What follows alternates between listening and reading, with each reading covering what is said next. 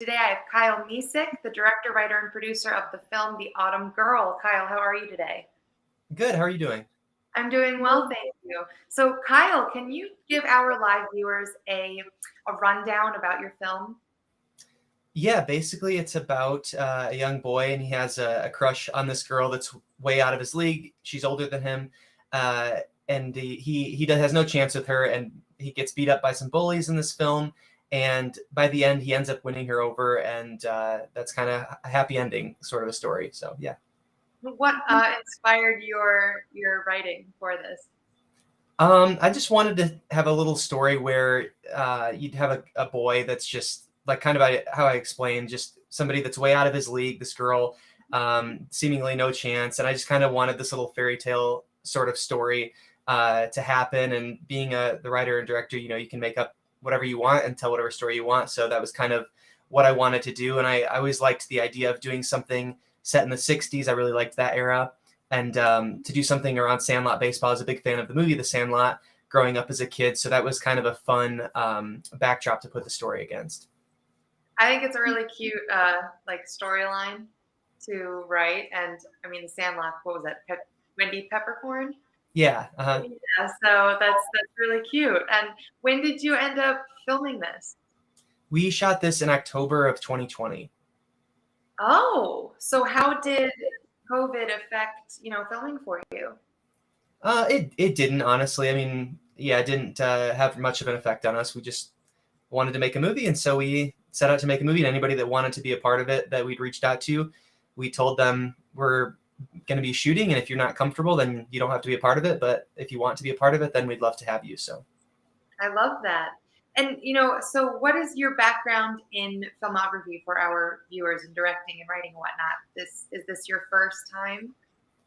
No, I've been making movies ever since high school with just a team that I've built up over the last several years. And so we've enjoyed making short films and a few features and things. So I've just been pursuing a career in writing and directing. And so this is kind of one of many that we've done. And so for this, how old are you, Kyle, if you don't mind me asking? I'm Are you 28. Oh, okay. So what is this like your job, or is this more like something you like to do? Like, are you looking to pursue filmography as a career? Absolutely. Yeah. I'd love to ultimately be a writer director full time. I mean, my dream job is to do basically what Steven Spielberg does. Make the kind of movies he makes have really Yeah. inspired me. So, those kinds of movies. So right now I work full time at my church here in Kalamazoo Valley Family Church. And so that's been a great job and a great place to be for these last several years. So on the side, I've been pursuing making projects like this to kind of build my portfolio and continue to learn and grow as a director. And you are in Michigan, you had said, right? Correct. Yeah. Okay, so is this your first? How did you find the Garden State Film Festival then, being all the way, in the I guess in the middle of the country? I think it was just a friend of mine had forwarded it to me, or I maybe saw it on filmfreeway.com as one of the recommended festivals to submit to. So it was one of those two ways that it came about, and I was like, oh, I'll submit to this because it looked like a neat film festival. That's awesome. And is this your first time submitting to the Garden State Film Festival? Yes. Well, welcome and congratulations. And I know that you did say earlier that you weren't going to be able to make it. So I do really appreciate you taking this time with me today. So, with that said, what is it that you want your audience to take from your film? Oh boy, that's a good question. I don't know. I guess just to be inspired that anything's possible, and like I said, it was just kind of made out of the idea that anything can happen, as unlikely as it seems. And so I just kind of wanted to make a film that told a story like that, and also had kind of a nostalgic feel to it. So just it was kind of one of those feel good kind of stories that I wanted to do. So I hope people just walk away from it being inspired and not not being kind of one of those traditional, what I consider to be a traditional film festival movie is the ones that are more depressing and sad. And I tend to kind of not do that kind of stuff and try to lean into more of these kinds of stories. So, with that said, how you said you've been filming since you were in high school. So, what do you typically do with all of your movies? Like, have you just like recently started going to film festivals around the country, and if that's so, like, where have you like how, I guess, did you find all these festivals, and like what is your idea with moving forward in pursuit of filmmaking? Yeah, we've always submitted to film festivals, but we just have rarely gotten into them, I guess. And part of that's probably just over time. We started out and you aren't very good, and you just continue to grow and get better and better. And so I think as we've progressed as filmmakers, we've gotten better, and uh, our films have gotten better, and so we've been able to get into a little bit more of the film festival circuit. But it's always a challenge. There's lots of good competition out there, and so it's tough. But I guess all in all, like what I ultimately want to do is just be able to make a living doing this. And so whatever that looks like in terms of whether it's a studio project or a big project that we do independently that takes off, something like that, whatever could be the gateway for us would be great to be able to do this full time and to continue making movies. And I love making short films, so I will always probably want to do those, but ultimately my main passion is feature films. So I love telling those kinds of stories, and wanting to do those more full time would be great. So tell me a bit about you, about who you are, because I'd like to know, like what do you do, and what do you like to do in um, like what put you into filmmaking, and what are obstacles in filmmaking and things that you're learning. But start with telling me about you, like who's Kyle?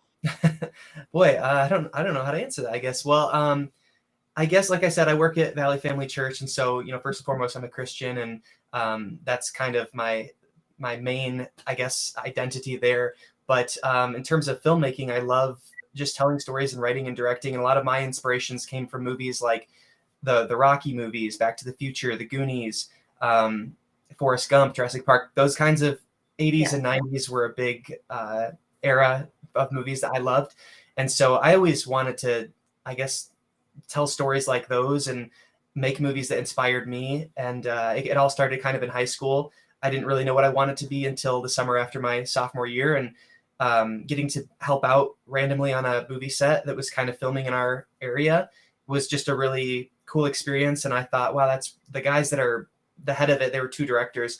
I always thought that was such a cool thing that they were leading the charge on all of this, and it was their vision and their story. And I thought I would really love to do that someday. So from there, just kind of started making my own things, and eventually built up a team and people that are really talented that I get to work with. And that's kind of been our trajectory, is just working towards making movies and getting better and better. And hopefully, like I said, one day making money making our movies. So And so, like with this film, as a director and a writer and a producer, what would you say is your favorite part of, do you prefer directing? Do you really prefer the writing and the producing? Like what part of it would you say gets you excited?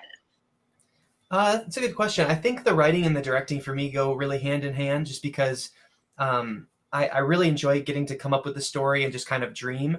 That's always really, I think, the most exciting part for me is just when well, I guess there's kind of two or three main exciting parts, but the first one is just the conception of the idea and figuring out what it is that we're going to do next, and then just being inspired by something, and you sit down and start writing or having these ideas. And that's always really, really cool, because you're the first person to start to envision this. And so for everyone else, it's when they get to sit down and watch the film for the first time. But for me, it's that initial moment or moments when things start kind of clicking and you're putting stuff together. And then the second moment um, that is kind of the most inspiring for me is when we're actually on set and filming, and you're seeing those scenes and those shots and those lines come to life through your actors, through these characters. That's always really exciting too, because now it's actually starting to take physical form, and you're like, wow, it's like manifesting itself in front of you.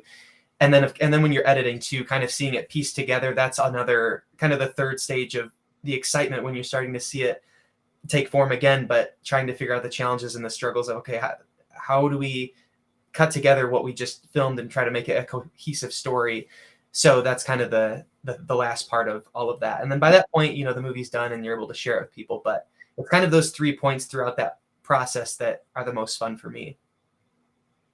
What would you say is an obstacle that you ran into with this film that taught you more about directing and writing and producing? Um, I guess for this one, there were a lot of logistical challenges with things just because we're doing it on such a small budget.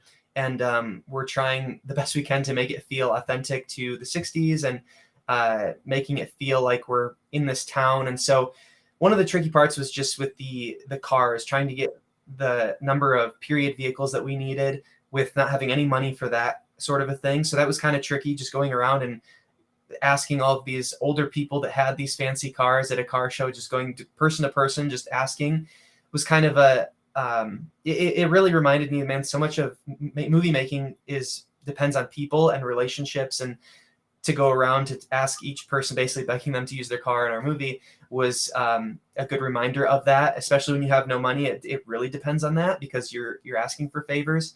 And then two, just the challenge of the amount of people that we had in the film, just all the kids that were involved, and the number of outfits. That was just another logistical challenge for us. Is so many wardrobe changes, and the wardrobe is all period authentic to the 60s. So everything had to be provided, everything had to be thought out in advance, what colors certain characters are wearing. So even though I'm directing, I'm also wearing a lot of other hats. So one of those hats is like wardrobe, and I'm responsible for making sure everyone's wearing the right things and figuring out what those costumes are going to be. So that's always an interesting challenge. So I don't know if that answered the question, but those are some things I can remember, outside of course, just fighting time. We never have enough time when we're making a movie. The scheduling is always really tough because we only have, I think we shot this in 4 days, and it's a lot to try to get done in that amount of time. So, And you've been doing this since so that's at least 10 years. What would you say? What would you say to someone that's in high school, just getting started out, that could use some advice from your time put in? yeah, I would say just for that person to keep making stuff and never being too afraid of people or what people will think, or even just your own feelings telling you this isn't good enough. You have to start somewhere, and the only way you can be a director is if you direct stuff. So just start directing, and the more you make stuff, the more you'll refine your skills and you'll get better. And even if you don't have the world's greatest camera, I mean, I started on what seems like the worst camera ever, but nowadays, you hear people say it all the time, and it's like you can shoot on a phone, and you certainly can. And there's just so many more resources available today than there was years and years and years ago. So I don't think there's any excuse for not making a movie. Start somewhere and then just keep working your way up, and you will stumble across better equipment, better actors. But I would say really focus on writing and the stories you want to tell, and then finding good actors and having good sound. Those are the three things that when I was in high school that I asked somebody that was older than me when they were in high school what they would focus on. And those are the three things they told me: was good sound, good writing, and good acting. And I think that was really true. Do you have anything like left in the works? What is the future for this current film, The Autumn Girl? Well, for the Autumn Girl, I think the future is. I mean, I did what I wanted to do with it. We made it, and we always post our short films and things to YouTube and Vimeo, and that way everyone can watch them. And then from there, we've done a couple of projects since then, and we have 2 projects in post production right now. One of them is a little action short film we shot back in October, and the second one is a musical that we shot just a few weeks ago in January. So I'm really excited about those, and those should be coming out hopefully in the spring. So That's awesome.